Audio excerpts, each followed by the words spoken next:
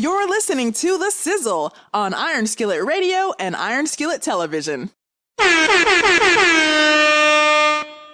You know who it is. You know what it is. It's The Sizzle in the building with another Hot 5 and 5. The Hot 5 and 5. The 5 hottest topics going on in sports right now that you need to know about so that you are the smartest one among your sports friends. And if your sports friends are not smart, please find new friends. But that's easy if you're subscribed and you like and you share The Sizzle. All right, number one on the Hot 5 and 5 is Andy Dalton is ready to make his Bears start. And he's going to begin the chapter of his Bears career on Sunday evening on the matinee game. He's getting ready to do the big time Sunday Night Football. Andy Dalton, Matt Nagy, Ryan Pace. It's going to be terrible, son.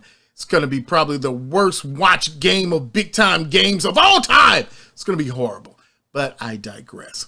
Listen, I'm not mad that Justin Fields isn't starting because I don't want Justin Fields killed before the season starts. Number two on the Hot 5 and 5 is the Naismith Basketball Memorial Hall of Fame, which welcomes new All-Stars and a lot of people, not just from the NBA, but from the WNBA and the coaching circuit. Let me tell you something. You know who was on that list? Those NBAers? 11-time All-Star Chris Bosh, 2008 Finals MVP Paul Pierce, 4-time Defensive Player of the Year Ben Wallace, and 4-time All-NBA pick Chris Webber. Not to mention the great Hall of Famers that went in and the coaching staff. Everyone who went into the Hall of Fame, congratulations. But is the Naismith Basketball Hall of Fame probably the easiest one to get into?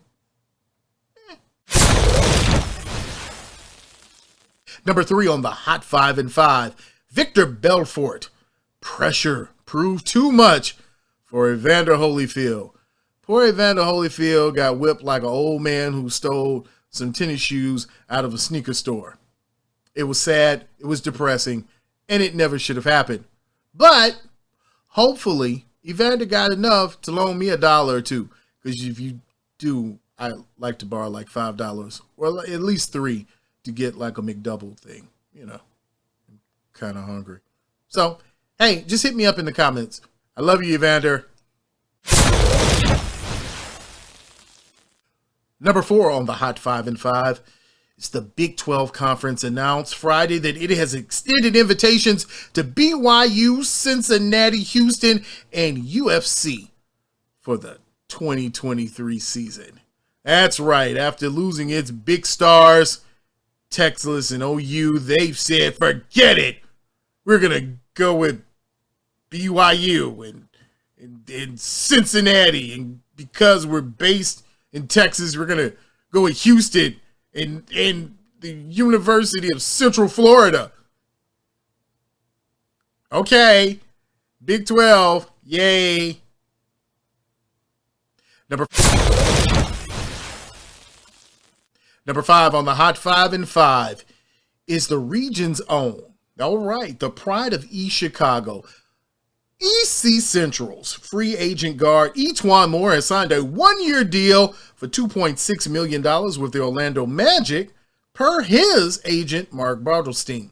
Moore returns for his 11th season and his second run with the Magic after averaging 14.4 minutes and 5 points for the Suns on a franchise's run to the NBA Finals. And somebody may say, hey, Sizzle, why is that important? Because he's from the region and this is a region show. So big ups to E'Twaun and do your thing and help those young boys at the Magic do something and get Wendell Carter a haircut or just do something. I don't know what, but do it. That's the Hot 5 and 5. But before we get ready to switch topics, man, you know we're here to talk about Cam Newton, right? You know we got to talk about Cam Newton. But before we do that, make sure that you liked, subscribed, and shared to The Sizzle here on Iron Skillet Radio and Iron Skillet Sports. So, okay, Cam Newton. Okay. So if you don't know, Cam Newton, quarterback extraordinaire, the great college phenom, Carolina Panthers phenom. Then he went to the Patriots, and you said, oh, Bill Belichick, Cam Newton. It'll be disastrous. Because it will be disastrous for everybody who faces Cam Newton. But that's if Cam Newton was not the injured Cam Newton. But this is the injured Cam Newton. So let me let you listen to a little bit of Cam Newton's Funky Friday that he did, and it's an interview he does with his dad, and you tell me what you think. Happened, we went through the meeting, and Matt, Patricia was there, Bill was there, and we greeted each other and we just started talking. And at that time they told me that they were going to give the reins to Matt, and I was like, okay, cool, and it didn't dawn on me that I was like, this is it. Y'all releasing me? You know what I mean? Did you ask, or you just sat there? I was confused because Bill was. I mean, we all were shocked. It was all uncomfortable for everybody. But I wanted to I wanted to make sure that, listen, I've been in this league for 10, 11 years. I know how this works. I don't want y'all to feel sorry for me because you didn't raise me like that. You didn't raise me to just be like, no, man. What you mean, man? It was like, listen. But that's the perception of the angry black man, of course. And I'm just gonna speak truth to power. It was a dirty move. It was a sucker move. No, it wasn't. It was a dirty sucker move. You don't get hit with that unless you got some old pimping in you. It's a dirty sucker move. But I still love you, Bill. So, okay, let's get into it. Cam struggled through his starts with the Patriots in 2020. Throwing 8 touchdowns and 10 interceptions across 14 games. But they still re-signed him in March on a 1-year deal.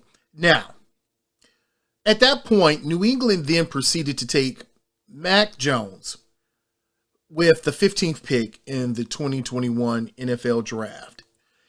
The Alabama phenom was doing his thing. He had just come fresh off of a national championship.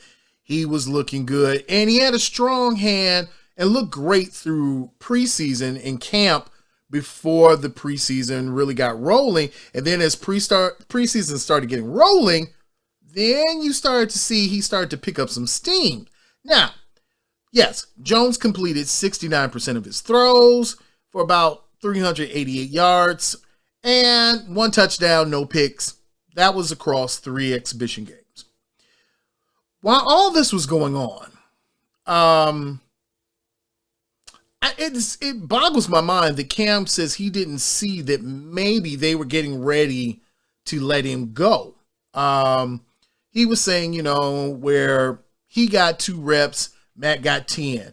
And he didn't think anything about it because he was a vet, had been there. They knew his injury history, but they also knew his work history. And the funny part is, later on in the interview, Cam says he would have been willing to stay in New England, but it would have been uncomfortable for Mac Jones, and it would have been a situation where Jones would have had, he would have felt some kind of way. Okay, so, is it just his aura? Because he said his aura and his gift, and his aura and his curse. If that doesn't make sense, let me break it down for you. Cam Newton's aura is a blessing and a curse because that's what really was the distraction. His ability to be in the building, his essence, the glow. That was the glow. And that's why Bill Belichick had to let the 32-year-old Georgia native out of his contract and say, we'll see you later because your glow is no more. It was too much to show. That's all I'm saying is Bill Belichick, he couldn't stand the glow. But all is not lost. All is not lost for Cam Newton. Cam Newton can make a return, and the team would probably be for his former head coach in Ron Rivera at the Washington Football Club, or Washington Football Team, or people who used to be the Redskins, but that's politically incorrect. And I don't even know if I can say that anymore. But team in Washington, they're going to need a quarterback, and they're going to need one soon. So listen, hey, it's all sunshine and rainbows for Cam. Maybe if he just, how does he get his hair under that helmet?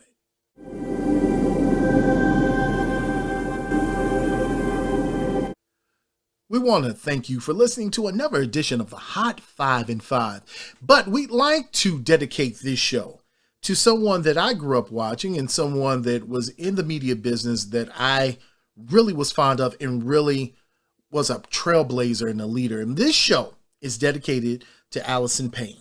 And Allison Payne was a 9-time Emmy winner and a 21-year anchorwoman at WGN-TV, a veteran international journalist and a popular speaker, and she was a community advocate. So she did everything. She was a longtime anchor and reporter for the CW and for WGN.